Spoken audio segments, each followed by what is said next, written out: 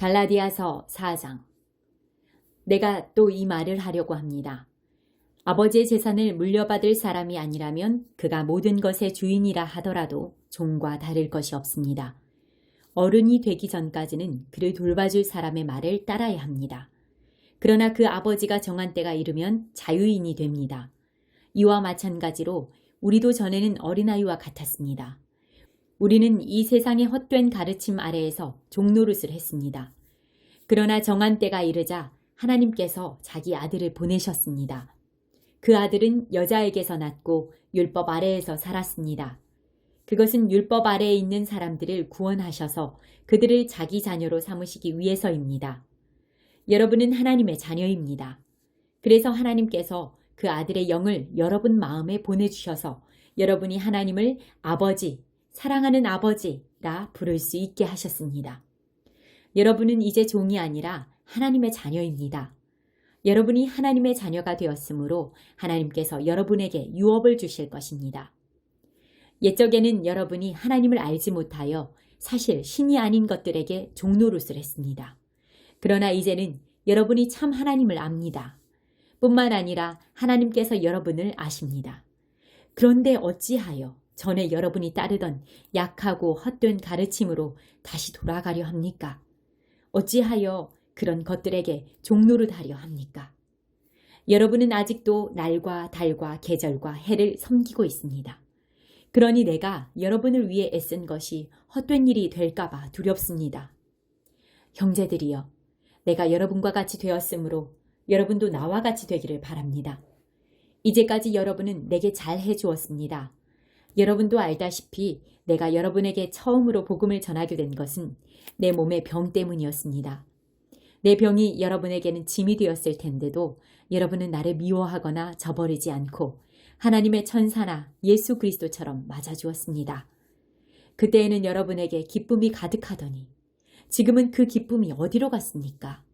지금 기억하기로 그때에는 여러분이 할 수만 있다면 여러분의 눈이라도 빼어줄 정도였습니다. 그런데 내가 이제는 진리를 말함으로 여러분과 원수가 되었습니까? 그 사람들이 열심히 여러분을 설득하는 것은 여러분을 위해서가 아니라 우리를 배반하고 그들만을 따르도록 하려는 것입니다. 사람들이 좋은 뜻으로 여러분에게 관심을 보인다면 그것은 내가 여러분을 떠나 있을 때나 여러분과 함께 있을 때나 마찬가지로 좋은 일입니다. 내 자녀들이여, 여러분이 참으로 그리스도와 같이 되기까지 나는 여러분을 위해 다시 아기를 낳는 어머니의 고통을 느낍니다. 내가 지금이라도 여러분을 만나 내 말투를 바꾸었으면 좋겠습니다. 여러분 일에 대해 어떻게 해야 좋을지 모르겠습니다.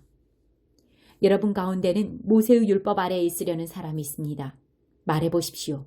여러분은 율법이 하는 말을 알지 못합니까?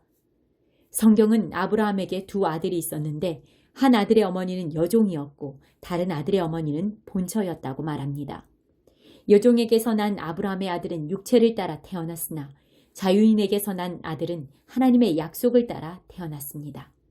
이것은 비유입니다. 이 여자들은 하나님과 사람이 맺은 두 언약과 같습니다. 한 언약은 하나님께서 시내 산에서 정하신 율법입니다. 이 언약 아래에 있는 사람은 종과 같습니다. 하갈이 바로 이 언약과 같습니다.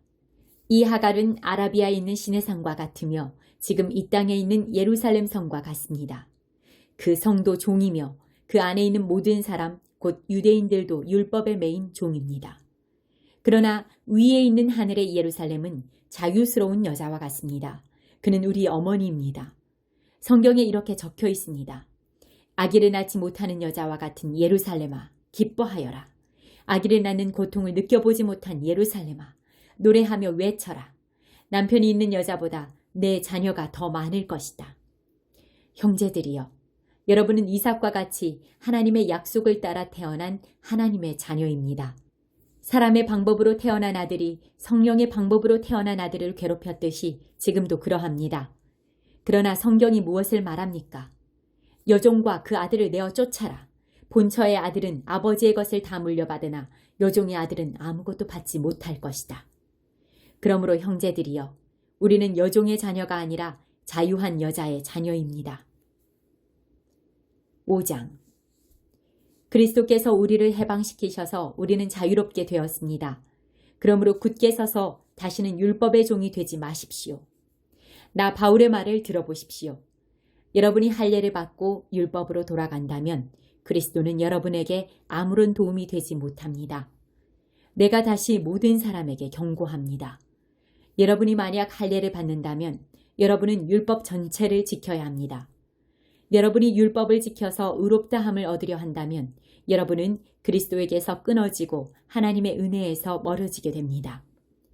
그러나 우리는 성령의 도우심을 받아 믿음으로 의롭다 여김을 받는 이 소망을 간절히 기다립니다. 우리가 그리스도 예수 안에 있다면 할례를 받았느냐 받지 않았느냐는 중요하지 않습니다. 중요한 것은 사랑으로 말미암아 나타나는 믿음뿐입니다.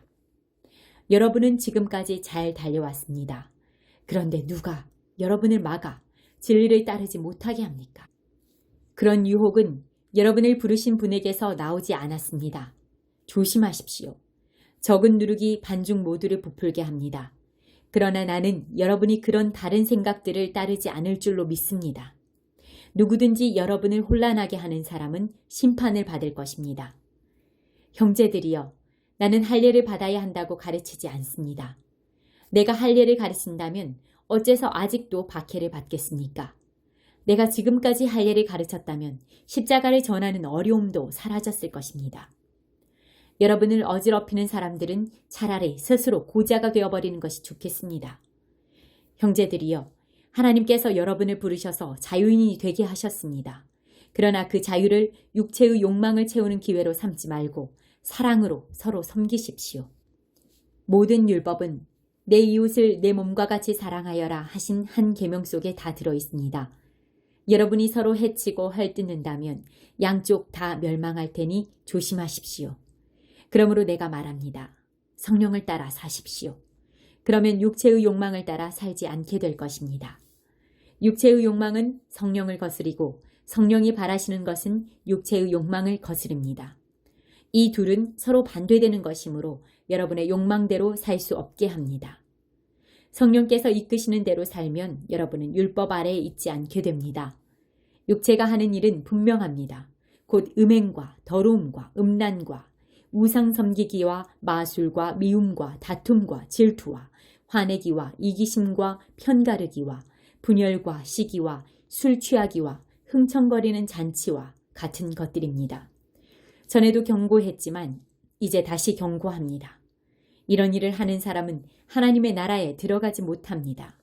그러나 성령의 열매는 사랑과 기쁨과 평화와 오래 참음과 자비와 착함과 성실과 온유와 절제입니다. 이런 것들을 금지할 율법이 없습니다. 그리스도 예수께 속한 사람은 자기 육체를 정욕과 욕망과 함께 십자가에 못 박았습니다. 우리가 성령으로 새 생명을 얻었으므로 성령을 따라 살아야 합니다. 그리고 교만하지 말고 서로 다투거나 시기하지 말아야 합니다. 6장. 형제들이여, 여러분 가운데서 누구든지 죄 지은 사람이 있거든 신령함을 지닌 여러분이 온유한 마음으로 그를 바로잡아야 합니다. 그러나 여러분도 유혹에 빠지지 않도록 조심하십시오. 여러분은 서로 다른 사람의 짐을 들어주십시오. 그것이 그리스도의 법을 이루는 길입니다. 아무것도 아닌 사람이 무엇이나 된 것처럼 행동한다면 그것은 자기를 속이는 일입니다. 자기를 다른 사람과 비교하지 마십시오. 사람은 저마다 자기 일을 살펴야 합니다. 그러면 자랑할 일이 자기에게만 있을 것입니다. 사람은 저마다 자기 일에 책임을 져야 합니다. 하나님의 가르침을 배우는 사람은 가르치는 사람과 모든 좋은 것을 나누어야 합니다. 스스로 속이지 마십시오. 하나님을 속일 수는 없습니다. 사람은 자기가 심은 대로 거둘 것입니다. 자기 육체의 욕망대로 심는 사람은 육체로부터 썩을 것을 거둘 것이며 성령의 뜻을 따라 심는 사람은 성령으로부터 영원한 생명을 거둘 것입니다. 선한 일을 하다가 낙심하지 말아야 합니다. 때가 이르면 영원한 생명을 거둘 것이므로 포기하지 말아야 합니다. 기회가 닿는 대로 모든 사람에게 선한 일을 해야 합니다. 특히 믿음의 가정에 그렇게 해야 합니다. 내 손으로 이렇게 여러분에게 큰 글자로 씁니다. 여러분에게 억지로 할례를 받도록 하려는 사람들이 있습니다. 그들은 육체를 꾸미기 좋아하는 사람들입니다. 그들은 그리스도의 십자가를 따르면 박해를 받을까봐 두려워하고 있습니다. 할례를 받은 사람들이 스스로도 율법을 지키지 않으면서 여러분에게 할례를 받게 하려는 것은 여러분에게 한 일을 가지고 자랑하기 위함입니다. 그러나 내게는 우리 주 예수 그리스도의 십자가 말고는 아무것도 자랑할 것이 없습니다. 그리스도의 십자가를 통해 세상은 나에 대해서 죽었고 나는 세상에 대해서 죽었습니다. 할례를 받느냐 받지 않느냐 하는 것이 중요한 것이 아닙니다. 중요한 것은 하나님의 새로운 백성이 되는 것입니다. 이 규칙을 따르는 사람, 곧 하나님의 모든 백성에게 평화와 자비가 있기를 바랍니다. 그러므로 이제부터는 나를 괴롭히지 마십시오. 내 몸에는 그리스도 예수의 흔적이 있습니다. 형제들이여, 우리 주 예수 그리스도의 은혜가 여러분의 심령에 있기를 빕니다. 아멘.